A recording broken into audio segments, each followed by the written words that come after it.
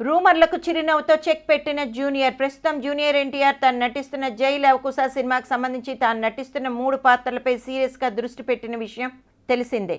ఈ సినిమాలోని 3 పాత్రలకు 3 డిఫరెంట్ లుక్స్లో కనబడుతున్న జూనియర్ ఎట్టి పరిస్థితుల్లోనూ ఈ సినిమాను బ్లాక్ బస్టర్ హిట్ చేయాలి అన్న పట్టుదలతో ఈ మూవీ కోసం తెగ కష్టపడుతున్నాడు.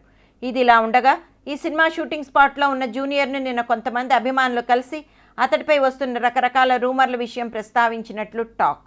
ముఖ్యంగా గత కొద్ది రోజులుగా కొన్ని మీడియా వర్గాల్లో జూనియర్ పేరును లింక్ చేసి వస్తున్న నవభారత్ నేషనల్ పార్టీ విషయాలను ప్రస్తావించినట్లు తెలుస్తోంది. ఈ విషయాలను తన అభిమానుల నోటి వెంట విన్న వెంటనే జూనియర్ చిరునవ్వుతో సమాధానమిస్తూ తాను ఇటువంటి వార్తలను పట్టించుకోనని, తన అభిమానులు కూడా ఇటువంటి వార్తలను లెక్క చేయవద్దు అని సలహా ఇచ్చినట్లు టాక్.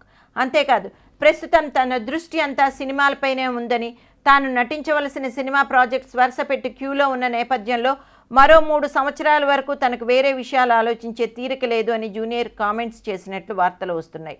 అంతేకాదు తాను రాజకీయాలు వచ్చే ఉద్దేశం ఉంటే తాను బహిరంగంగా ప్రకటన చేసి వస్తాను, కానీ తాను ఇలా రహస్యంగా వేరే పార్టీని ఆధారంగా చేసుకుని రాజకీయాల్లోకి రావాల్సిన అవసరం తనకు లేదు అని కామెంట్స్ చేసినట్లు జూనియర్ అభిమానుల వర్గం ద్వారా సమాచారం అందుతోంది.